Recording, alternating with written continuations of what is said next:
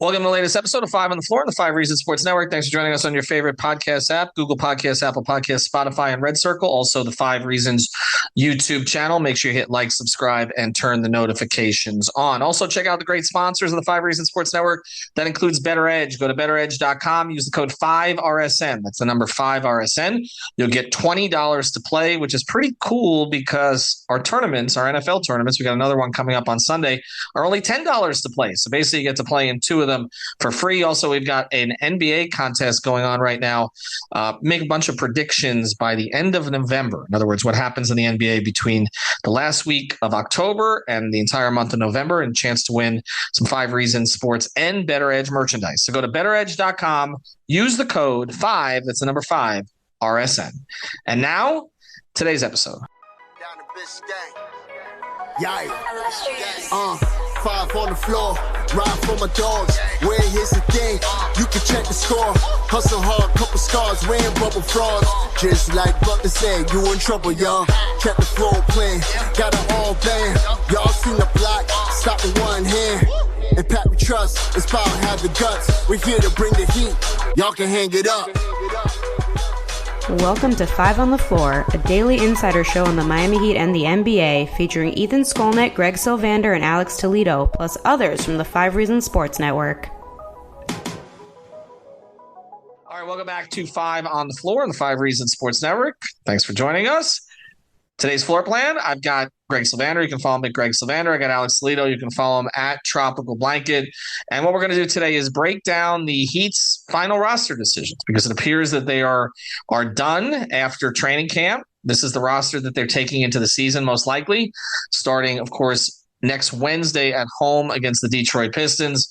And I think this was a modest surprise today. So let me go through it and explain it. And it was, I think, something that maybe not a modest surprise, but I think a little frustrating to Heat fans, at least the ones on Twitter, who didn't necessarily want it to go this way. So let's get into some of the team's reasoning on it, because I've had the opportunity to get that. And we also were on playback a little bit earlier this afternoon. It's one of the reasons that I tell you guys to sign up for playback. It's free. Just download the app from, again, the Apple App Store or the Google Play Store, and you go to playback.com. You can also get it there. And all you got to do is look for our room, the Five Reasons Sports room, and you can join. And we went through all of it, but I'll go through it again today. So basically, the Miami Heat promoted Dru Smith, have given him, this is a point guard, of course, who's been with the organization over the past couple of years, somebody that they've been bringing back and trying to sort of get to a certain level where they felt comfortable with him playing some minutes. They've given him a 2-year contract, which is essentially like a 1-and-1. Typically, the Heat give out these 3-year deals, but because of second apron concerns and other concerns, they're not giving out the 3 years right now. So they gave Dru Smith a 2-year contract. They gave Cole Swider a 2-way contract. So, of course, if you're not familiar, the NBA this year is allowing for 3 2-way players instead of 2 2-way players. And when you have those 2-way players, they're under your control. They're under your control. So it's not like they're going to get poached. It's not like, say, the NFL practice squad, which a lot of times is what it's compared to. And the Heat had 2 spots, regular spots, available after they decided that Orlando Robinson was going to get a guaranteed spot for the season. They had 2 regular spots, guaranteed spots, and they had 3 2-way spots. We've told you consistently that they were not going to use that second guaranteed spot at this point. Okay, could be for a veteran down the line, could be for when the tax situation gets a little bit clearer, could be for somebody else they need to promote. But right now, they're not going to use that second spot. So the first spot they gave to Dru Smith, promoted him from a 2-way. They've kept R.J. Hampton as a 2-way. They've kept Jamal Cain as a 2-way, and I think that's the controversial part of this. And then they gave Cole Swider a 2-way. So those are their 3 2-ways going into the season. Here's how it was put to me. There were 4 players, and those are the 4 that we're talking about: Swider, Hampton, Cain, and Smith, who were all kind of in the same category. All of them have had ups and all of them have had downs, not just in what we get to see, which is, practice, end of training camp, a little bit of scrimmaging, running around, that kind of stuff. I should say practice, games, preseason games, but also in practices. Okay. Some ups, some downs. And essentially the decision was made to go with a guy who would help them positionally right now, which is an interesting topic that we will get into a little bit more as we go forward, in Dru Smith, and not only help them positionally, but also the more reliable of the options that they could promote positionally, because he could essentially run Eric Spoelstra's offense and somebody that Eric is comfortable with at this stage if they need a point guard to do that.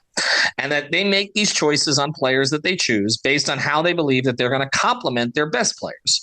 Jimmy, Bam, Tyler are the ones that always get mentioned to me. And of course, during this particular training camp, particularly during the preseason, we didn't get to see all of that together because Jimmy Butler, although he was competing in the practices until this dental procedure, didn't compete in any of the 5 preseason games. And so though that, and in addition to Caleb Martin being out for the first 4 preseason games, and then Haywood Highsmith getting hurt, Josh Richardson getting hurt, they didn't get their full complement of players to look at it. But that they decided essentially to give it to Dru. And then there's another piece of this, which I know Greg will get into, which Ira tweeted for some context about why it's easier to do it this way and maybe be able to retain Jamal Cain longer as a result of doing this. But on the surface, this is what it looks like to Heat fans, okay? Jamal Cain was the best of these 4 players during the preseason games, what we got to see. I don't think there's any question about that, okay? Jamal Cain seemed to be next to get the standard contract after Orlando Robinson got it, and Jamal Cain did not get it. Instead, they went with a guy who, honestly, and I'm just going to say this, there's nothing personal, I don't really know him.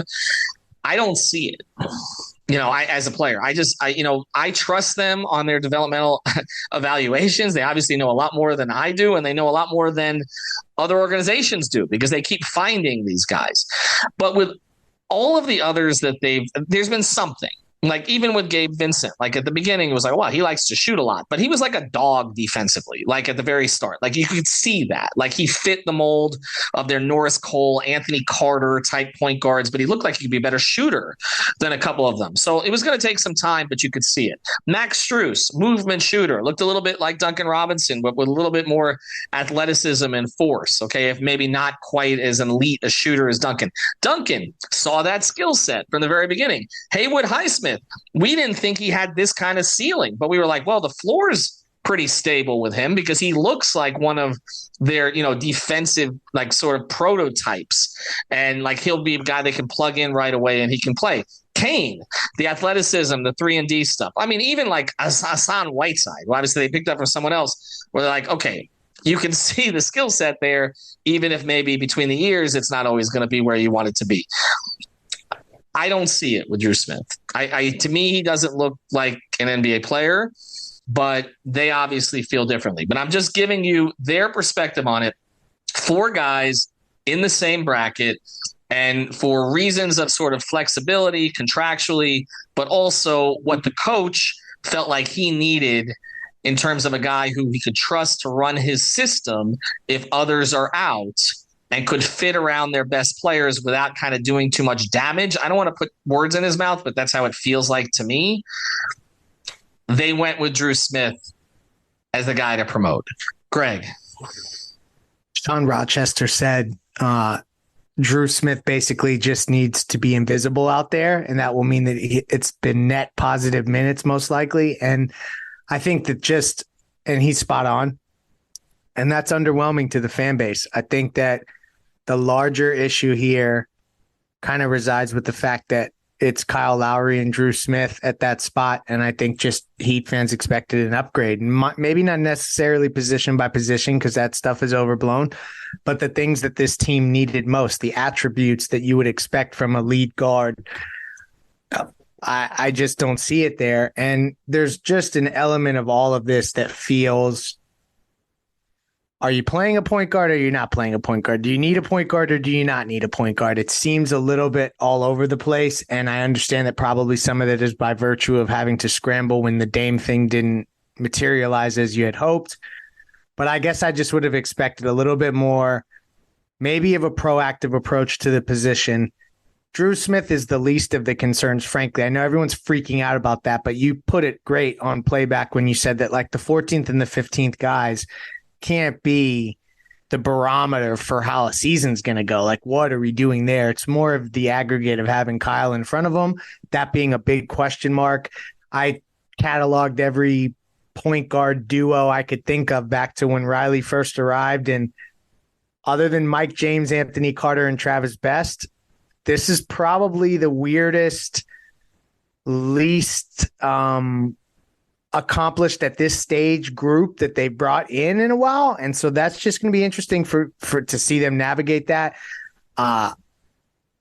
Trust the developmental program. If they see stuff from Dru, there's got to be something there. But I ultimately don't know that it's going to be enough for us to for that position to not stick out like a sore thumb as the season goes on. See, Alex, to me, that's the larger point, and I do want you to get in on the actual decision that they made here. And again, Ira characterized it, correctly in terms of the context of it. That, this way, if you moved Cain to a two-way, say you promoted him now, you move him to a two-way, he'd have to pass through waivers, and there's a chance he'd get claimed with the way that he's looked. Whereas Dru Smith might not get claimed, which again speaks to where those two players are. And there's also the issue that, you want to reward a guy for showing it. And I thought they were going to reward Jamal Cain with it. Again, it was said to me that we don't see everything. And so that all the players had ups and downs. And we were even talking through the first week of camp or so that Jamal Cain hadn't really popped from what we'd heard. And then all of a sudden in the preseason games, he started to, and he really did. Right. But the larger issue here, Alex, and I want to get to this, and then we're going to get to the decisions that were made in the offseason with Gabe and Dame and other things that have kind of led to this and the point guard position as a whole. But to me, the larger thing of this is the other part that I was steered to today, which is that Kyle Lowry is going to start. And, when we entered training camp here talking about this team, that was not the way we expected this to go. Kyle came out, made it clear at the very beginning, he expected to be the starting point guard. He didn't see another starting point guard on this roster. I was told today he's played well. And so, Kyle has earned the position. That's basically the way that it was put to me. I have the deeper concerns, which we've all talked about point of attack defense. If you're going to start Kevin Love with him, particularly that you don't have Haywood Highsmith right now, you wanted to use Caleb Martin as a sixth man, not as a starter. I don't think that's viable long-term to go with that starting lineup, even if that's not going to be the closing lineup, to have Kevin and Tyler and Kyle all out there, and you don't have anybody to guard the point of attack. But I want you to get into the decision made here, but also as we pivot forward, the idea now that Kyle Lowry at 37 years old is going to be the starting point guard for the Miami Heat. To me, that's what matters here. Again, the 14th man, 15th man, but they went into the offseason trying to replace Kyle as a starter. They did replace Kyle as a starter during the postseason last year with Gabe Vincent. They let Gabe walk, didn't find a replacement. And now after saying they didn't really need a point guard, we thought it was going to be Josh and Tyler together. It's Kyle again, and it does feel very much like default. Yeah, it's amazing that we're back here. Like, it's actually amazing because just the way that, like if you would have told us right after they lost the finals that they would be back here at the start of next season, they'd be like, okay, what happened? How did this happen? We know how it happened, but now that we're here, we've all voiced that, we kind of would have rather have had Kyle coming off the bench because of what they did last regular season when he got hurt and they promoted Gabe. I believe that was last regular season, right? I'm okay. And ever since then, like, it's just kind of been, I feel like, obvious to everybody. And, they also dipped his minutes when he was coming off the bench. It wasn't just like, oh, he was playing the same amount of minutes, just doing it off the bench. He was playing around 23, 25 instead of playing around 30. And I think that was, we all agree that was the better role for him. And now if that is really the case, it seems like he's going to start from what you're hearing, Ethan. Like, I think they have to, and I'd be surprised if they didn't go back to, this full circle moment with Caleb starting along with Kyle and Tyler. And we're right back to the beginning of last season. I know we talked about this on playback, but I think it would be just, it's not the right thing to do to start Love, in my opinion. Now, of course, I'm always going to defer to Spo. Like, I'm deferring to Spo when it comes to this Kyle thing. I'm deferring to Spo with his, adoration of Dru Smith that he's expressed so many times at this point. Which, by the way, I don't think the whole Dru thing matters in the grand scheme of things, just because he's not going to be a part of the rotation regardless. It would only matter if they move Kyle and you're trying to force him into the rotation. But regardless, what I'm trying to say is, like, I think they have to start Caleb now with Highsmith out, and it's too much ground to cover defensively for Jimmy and Bam. Kyle's a good help defender. He's not that good. Like, he can't be in two places at once. You know what I mean? And Jimmy and Bam are that good at help defense, but it's a lot to ask for. Like, at that point, it's almost like a zone in man defense, because you're just constantly having to send two when it comes to Tyler and when it comes to Love. You might be doing it in different ways. Like with Love, it might be it's going to be a show and recover. Whereas with Tyler, it's going to be, they sending a second body to, at the very least, stunt, if not just come all the way and double. It's a lot. It's a lot for Kyle, Jimmy, and Bam to have to navigate as a help defense. That's why I think the balance at this point is Caleb, if you're going to start Kyle. And that's the known quantity. The lineup was actually a positive despite everything last season. I think we all can acknowledge that Caleb took a step since then. Kyle has looked slim. So I can talk myself into that lineup a little bit. It wasn't my favorite option.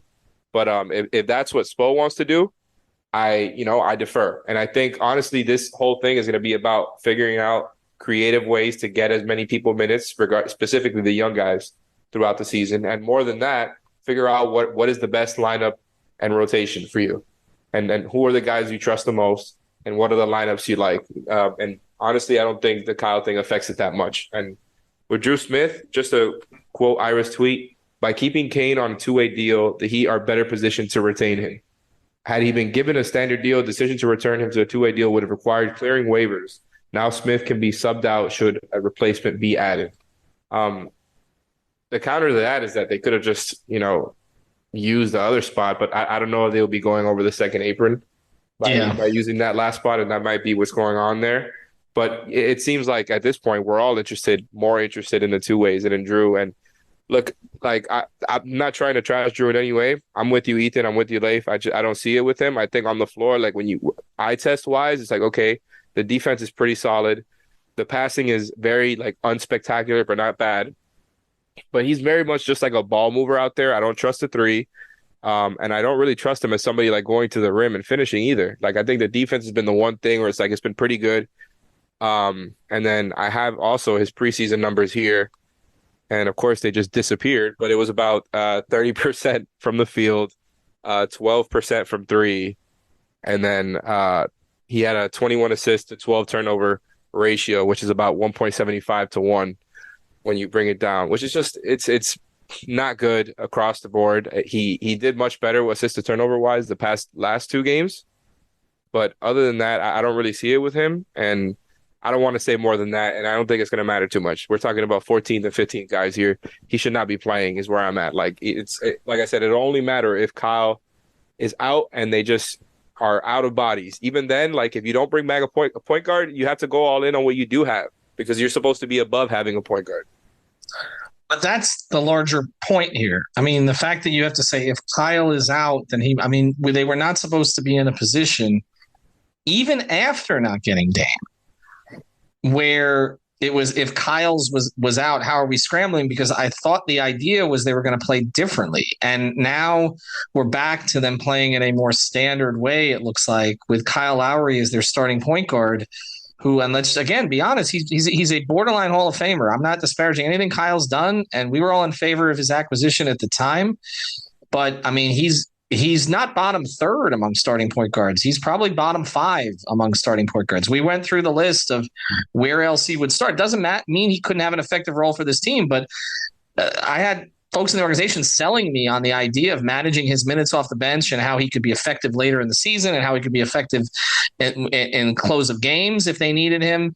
And now it's like, well, okay, now we're going to go back the other direction. And again, some of it is the guys were out, but look, Josh wasn't hurt until the very end of the preseason. And yet it didn't seem like they were moving towards the Richardson hero thing anyway. I don't know if they saw something and didn't think that was going to work, but we kept asking at training camp, both Josh and Tyler, how much are you guys working together? And it didn't seem to be a lot. If you're committing to that, you're committing to that. And I just wonder if Kyle coming in and being so adamant about wanting to start, maybe force them to abandon maybe a direction they were going to go there. And then they never really got to it in the way they thought. I don't know. Okay, I don't. But I just know we weren't really supposed to be here in this point where you don't need a point guard, but now you're starting a point guard. And as a result of that, you can't really have the rotations flow the way you want because, Alex, I'm with you. The lineup with Caleb and Kyle was not bad last year statistically when they actually got to it. Okay. But, It wasn't and I think you have fantastic, to but play, it wasn't bad. right. You have to play Caleb. But now, like you've killed the flow. Like Spo always talks about layers of the rotation, and now, okay, so we had talked about, okay, who's going to be their scorer off the bench to replace what Tyler used to provide? Well, Caleb, right? But now you're going to have to stagger all that because you're putting Caleb in the starting lineup. So, okay, who's your scorer off the bench now? Josh? I'd rather have Caleb in that role doing some of that ISO stuff than Josh. We've seen it. But we know We've it's not seen going to it be with 5-man bench units, though. I get it, but they could have. But I get it, but they could have done more of that stuff. It looked like they were leaning into doing more of that stuff because they had a bench unit that made sense. Like if you looked at it before, okay, if Kyle was coming off the bench with Caleb, Duncan, okay, and then a backup big, likely Brian, with Butler or Bam anchoring, not with Brian, obviously, with Jimmy or Tyler or somebody else helping to anchor that unit.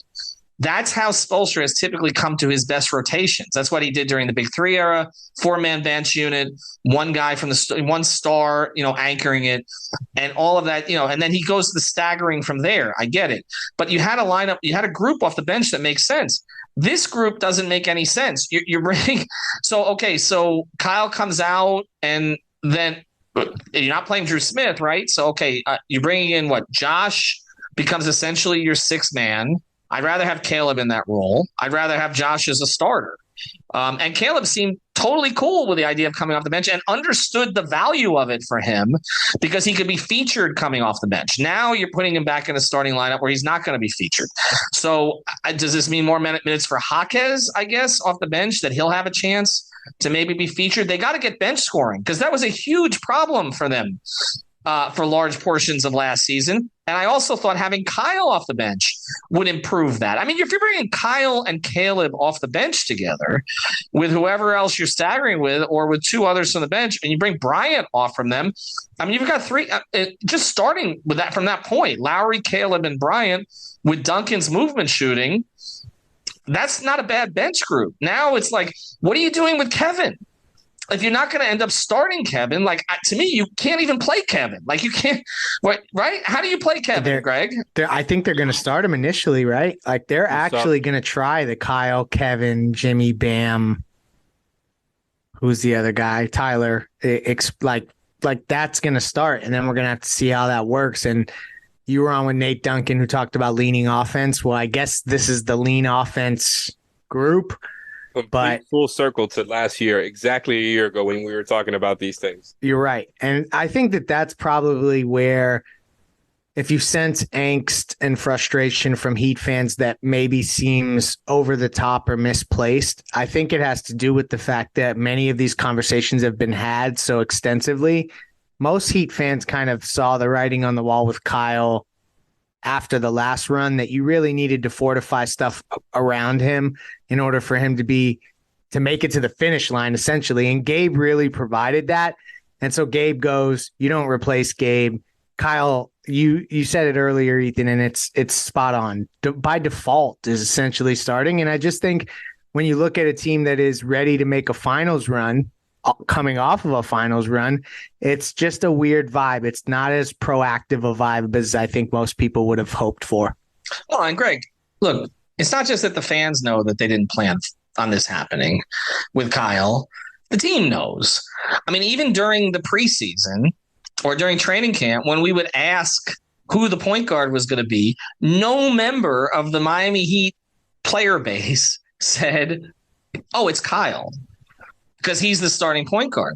They all said, we don't know, or we have a number of guys who can bring the ball up. And look, that is true. Like the point is, Caleb bring it up. Jimmy can bring it up. Bam can bring it up. Tyler can bring it up. They'll have different guys bring it up. But then, okay, if Kyle's going to play that role as a starter, first thing, again, it's harder to manage his minutes, but I'll trust Spo to do that. But then he's going to have to shoot. And Alex, you've talked about that repeatedly, because if the ball's going to be in others' hands in the starting lineup, then Kyle's going to have to lean on what he does well still, which is shoot the ball from the perimeter when he actually does it. My issues are not on the offensive end. I have a concern about Kevin shooting the three because I don't know. We haven't really seen him shoot it all that well. Okay. And I wonder how that's going to go. My concern's on the defensive end. And I know we always say spoke and scheme it. Jimmy and Bam can cover it up. But to have to do that for the first 6-7 minutes of every game in the first quarter and then in the third quarter, when we all know what's going to end up happening, which is that eventually they're going to have to do what Alex is talking about, which is put Caleb at the 4 to guard the point of attack, at least until Haywood comes back. And then it's clear now, Highsmith had a good chance to start if he didn't get hurt. And then you're balancing it. And then the other point I'll make, and then on the other side of the break, I want to talk about Gabe specifically. Okay. But on the other point of this is that, and I said this on playback, if you're going to start Kyle, when everybody knows that really wasn't the plan, when you really know that his real value to you this year was the expiring contract, and you're going to go with a point guard for a large portion of the season, to me, it makes it more difficult to transition during the season if you end up trading him and then having to play a completely different way. Again, Eric's done this in the past. He did it when Chris Bosh, went out and he had to put Luol Deng at the 4. I could cite a million examples of Eric adjusting. And this always feels like them putting an incredible, ridiculous burden on their head coach, which is why, again, if they should defer to him, if he says, look, I want Dru Smith as an extra active piece here, I'm gonna trust them deferring to Eric. But the point is they put too much on him all the time, in my view. Okay. And to make do with, again, not having all the resources that a championship contender should really have. That's where I'm at. Okay. And so I get it, but so maybe he'll have to transition again. But if you've got Kyle as a starter, you're playing a certain way.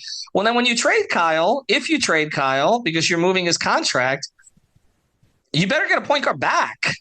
Right? Like some of the deals that we were talking about didn't necessarily. Some of them did. Like, okay, Indiana, Buddy Hield and TJ McConnell, Monte Morris and Boyan, and which Bogdan or Boyan, which one of the Bogdanoviches in Detroit. The Utah trade, I guess Sexton is kind of a point guard. Maybe if you could get him KO with him or something. But like a lot of the trades we talked about, we were not really talking about point guards coming back. And you would kind of need to, I mean, unless you're going to say, during the season, okay, now we're going to try Josh and Tyler together, which I don't know. It feels like a lot of work when you were kind of going into the preseason and it was like, okay, they have a lot of depth, but they kind of have a rotation that makes sense. Like they don't really need a point guard necessarily in the starting lineup. Josh and Tyler, Josh can cover up defensively for Tyler. Josh can draw the point of attack. You can hide Love defensively for 6 minutes, first and third, get his leadership out there, get a couple threes from him, allow him to support Bam defense, not defensively so much, but boxing out, those kind of things, being in the right place. Okay. Giving Bam another bigger type body next to him. And then you had a bench that made sense with, a floor general and Kyle to organize Duncan primaries. Caleb's a primary scorer there, and you can unlock some of that. And you have Thomas Bryant, and then Jaquez, Highsmith, Jovic will all get their turns. Like that was the 12-man rotation. Like that made sense. This doesn't make any sense to me. It doesn't make any sense because it feels like we're headed towards a change very early in the season, just sort of like when Mo Harkless was the starter on opening night, and that didn't last. It's feeling to people, I think. And maybe this is unfair because, again, it's coming off a much longer offseason. Okay. But it's feeling to people like 2020-21, where it was kind of like they went in, well, we could do this, we could do that. And nothing ever really materialized. So anyway, all right. I do have a word from Manscaped. And then after we do that, we will talk specifically about the Gabe Vincent decision in retrospect now that we're here. Football season is back, and you know what that means. Touchdown dances, Sunday tailgates, and epic fantasy showdowns. But, fellas, let's not forget the real MVP of the season, introducing the all-new Beard Hedger Pro Kit by Manscaped, your ultimate luxury beard grooming experience. This kit is your secret weapon for staying sharp on and off the field. Don't fumble this opportunity. Head to manscaped.com and elevate your grooming game with the Beard Hedger Pro Kit. Join the 9 million men worldwide who trust Manscaped. You heard that right. 9 million men or 109 MetLife stadiums. We shouldn't be talking about New York. So go to manscaped.com. It's not even New York, it's New Jersey. Go to manscaped.com and get 20% off and free shipping with the code 5RSN. Again, 20% off and free shipping with the code 5RSN. Your grass is not artificial. Keep it shaved with Manscaped. All right, welcome back on 5 on the floor. So, Alex, let me go to you on this. Gabe Vincent, they went after Dame Lillard. I don't think any of us blame them for that. Team didn't want to trade him to them. That happens. It's crazy, but it happened. But looking back now, would you have paid Gabe a little bit more or convinced him? And I know they'll say we gave him more over the length of the deal, but it was less annually. And the original offer is kind of what offended Gabe in his camp. Okay. And the Lakers swooped in. Would you have given him more money from the very beginning, even if there was a chance he was going to end up being Dame Lillard's backup or the third guard in a rotation in retrospect? Well, yeah, to me, the value that he got is like that's less what I'd be concerned about. I have probably a more complex take on this than you might think, because I've kind of been mumbling about the Gabe thing all summer and how it doesn't bother. I mean, it bothers me that, they haven't brought back some of their role players that have stepped up in the playoffs. But it's tough because I know that the edict from up top is avoid the second apron. And it seems like if you would have brought back either one of these guys, you'd be in that position right now. Because remember, they had to dump a second to get off of Oladipo, which, by the way, they wouldn't have had to do if they would have remained with that 1-year deal they gave him in the first place instead of amending it and making it a 2-year. But that's a different conversation. Regardless, they'd be in the second apron, and I think they would have to have been more aggressive with trying to move off of Kyle or Duncan to get, or both, obviously, to get back under.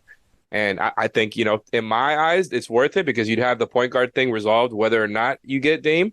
And it's a guy who has stepped up in 2 different playoffs. And when I say that, it's not to mean that he was amazing in every single game. It's just that he had a lot of big moments, especially this last one. And when you go look at the, beyond eye test and go into the on-off data, they're always very good with him in the playoffs. And it's just like, I felt like he should have been rewarded for that deal. And it would have been good value whether or not you had Dame. But because of the second apron thing, it turns it into the conversation of, well, if you sign Gabe for that money and you're trying to get back under a second apron, that means you have to do another trade. And they were in the middle of trying to land Damian Lillard. So trying to facilitate a trade to get back under the second apron while also trying to have enough to get Dame, I think would have been really, really, really tricky. So I do give them probably a little bit more. I'm giving them less flack, I should say, for not bringing Gabe back. But I do think absolutely, like, if you were trying to move off of Kyle anyways, you should have just done this and been more aggressive with the Kyle thing. And maybe the picks don't get involved and it's just a way to take on less salary somehow. Who knows if that deal's even out there. But if you're going to move on from Kyle anyways, Gabe, it just would have made so much sense to have Gabe on board, somebody you know and trust, don't have to develop, don't have to worry about bringing in a vet. And you would have had him at, what did he get? 33 mil over 3 years? Like, if you would have had to give him the 4-year version of that, I think that's pretty damn good value. Like, in the current NBA, not to mention once the new TV deal comes in and the cap goes up even more. Like, I just think it's really good value for a player that you trust. And, it's too bad. And I think they'll be okay. Like I said, it doesn't ruin their chances of competing or anything like that they didn't bring back Gabe. They have enough depth and to come out with like good, positive lineups. And I think that's what it's going to be about, and developing some of those younger guys. And that's where you can find some upside, not to mention Tyler and Bam, of course. I think they have enough. I just think knowing that what we know now, that they've been trying to kind of move off of Kyle, Gabe was right there for you, 4 years, 34, I think is what they ultimately offered, right? Is that right? So it was 1 more year, but 1 more million. But again, I understand them pushing that, but I mean, the reality is after 3 years, Gabe's going to make more than $1 million in that 4th year. So I also understand his agent. Second apron anyways, with that deal that you're saying, at that point, just give him the few extra mil. Like, you're already committing. You're already going to be in the second. But I don't even think it was or whatever.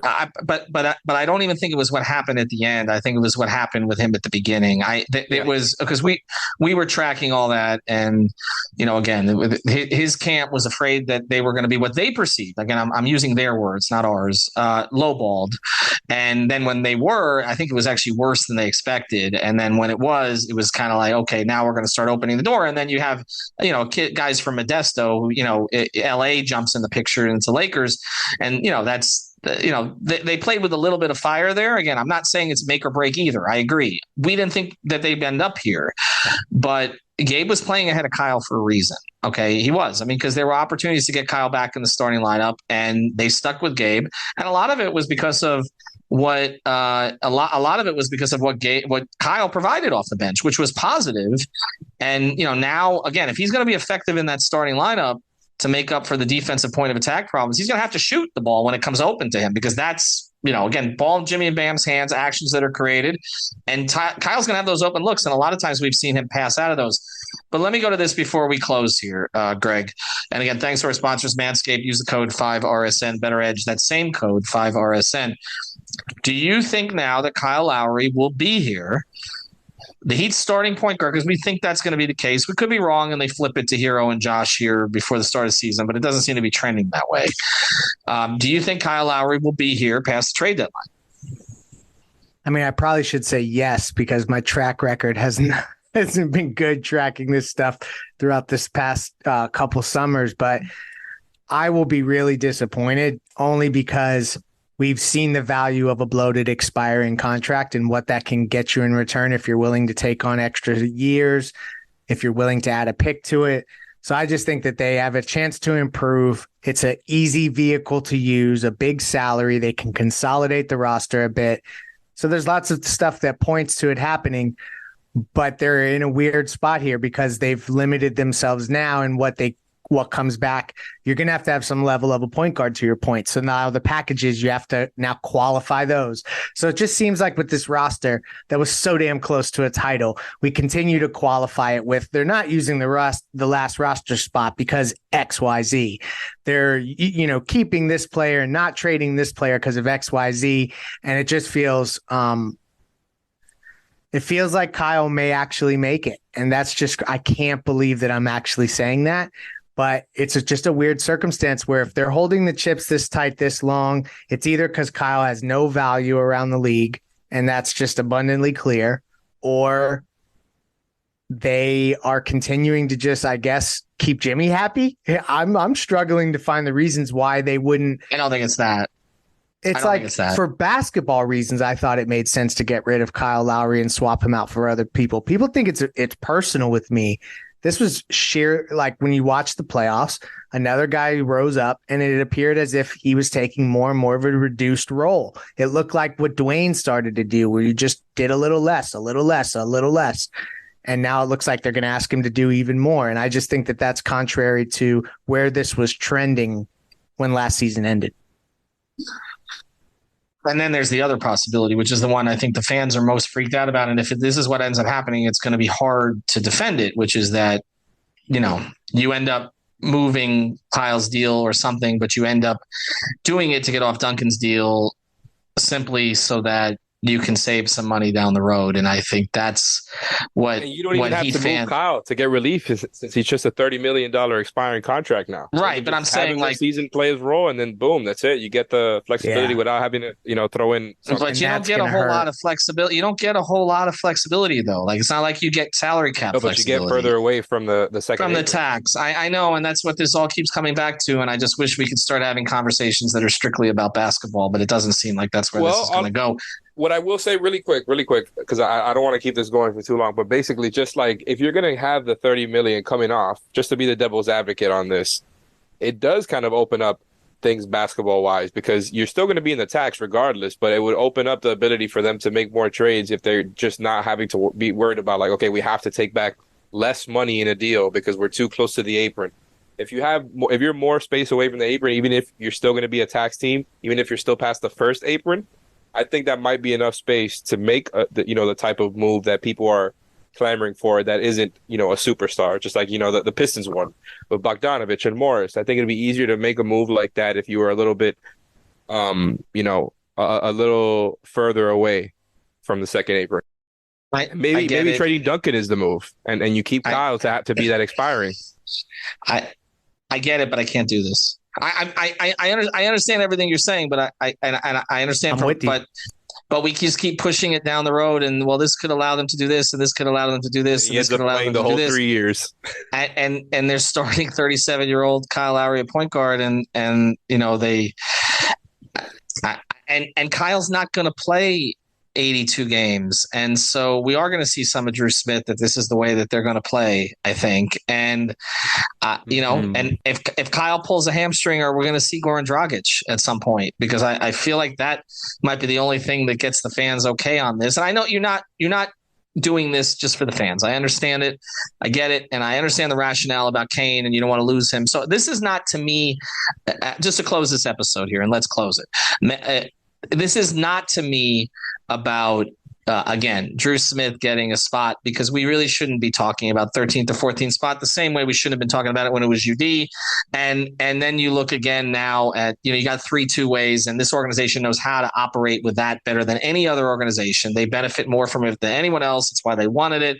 It's good for them, and they'll figure out a way to make it work. Spo, we have enough. Okay, we'll pull some roster together that will beat someone. Okay, that you never think that they will beat. It's not about that. It's about I did not think when we went into the offseason that they were going to be starting Kyle Lowry and Kevin Love together. It's not about Tyler still being here, because Tyler has upside. We know that. Like, Jimmy, you were only trading Tyler if you got a superstar. But it's just surrounding Jimmy and Bam with 2 guys who are so far past their prime, particularly defensively. And I just think you're asking them to do. It's a lot. And when we talk about the best duos in the NBA, and what's never accounted for is that Bam and Jimmy don't have the kind of parts around them that some of these other guys have. And it's one thing to strike out on the big fish that maybe, or the whale, the orca, that you never really had a chance to get in Lillard's case, or we can talk about Beal and the Mitchell and Durant situations, which weren't really, those 2 in particular were not really reasonable the year before. But it's just, I don't know, to come into this season and to have, I think Kevin Love's a Hall of Famer. I think Kyle Lowry's eventually a Hall of Famer. But it ain't ideal. It ain't ideal. And I thought, at least if you're starting Hero and Josh, you're kind of like, okay, they're playing a different way. The rotation makes sense.